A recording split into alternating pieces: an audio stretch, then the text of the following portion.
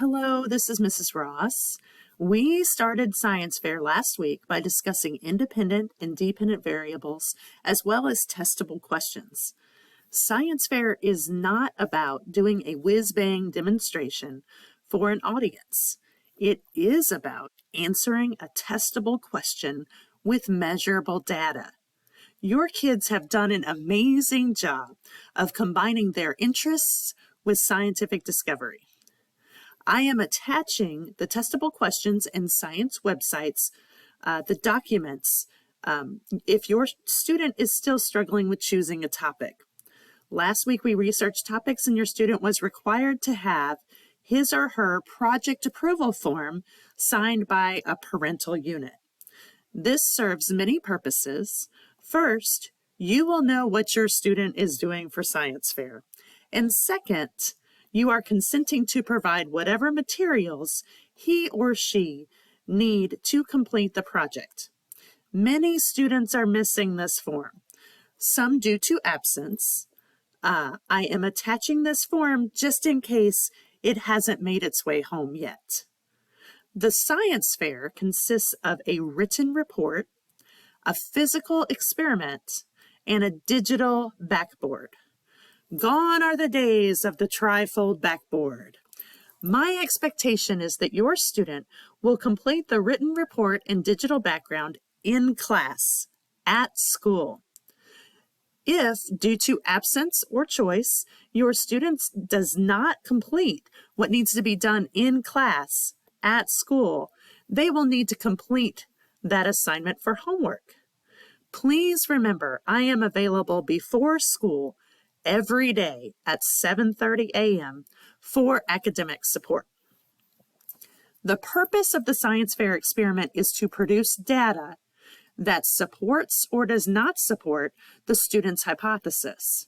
The student will not be completing this experiment in front of an audience, as I've mentioned before. They may do the experiment either at school or at home. When we return from Christmas break, students will have 3 weeks to gather data from their experiment. Then we will analyze the results. Students have a science fair binder with week-by-week tasks. Everything in the binder can be seen on Schoology. I am not allowing students to remove the binder from the classroom. However, if they need to take a page, for example, the project approval form, out of the binder, they are welcome to do so. Currently, we are planning on having a science fair project presentation in February at the school. You will receive more information on this in your email, so stay tuned. Also, we are participating in an ACSI virtual science fair. This is like a district level fair.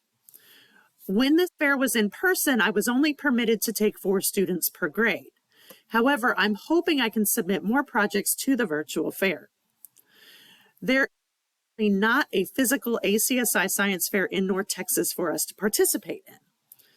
And then the last science fair we're going to participate is we've been invited to participate in our community science fair at MSU in February. And I'm super excited to show off our students in this fair. The digital background has all of the same elements as the physical trifold backboard. This is normally done in PowerPoint, and a template will be provided to the students as we produce the products that need to be on the digital background. We're also planning on printing the digital backgrounds in poster form for a poster gallery at the school. Now, if you've ever attended a professional conference, you may be familiar with a poster gallery where new research studies are presented. This will not happen until we complete the digital backboard in February.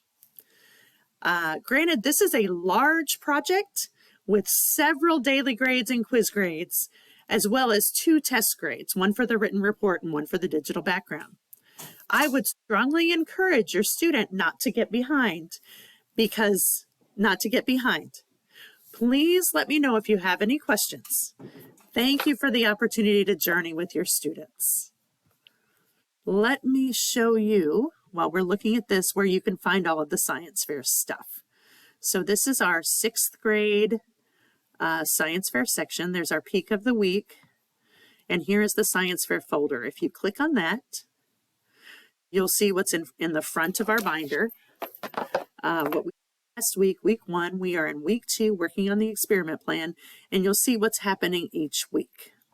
Okay. And again, if you have any questions, please let me know.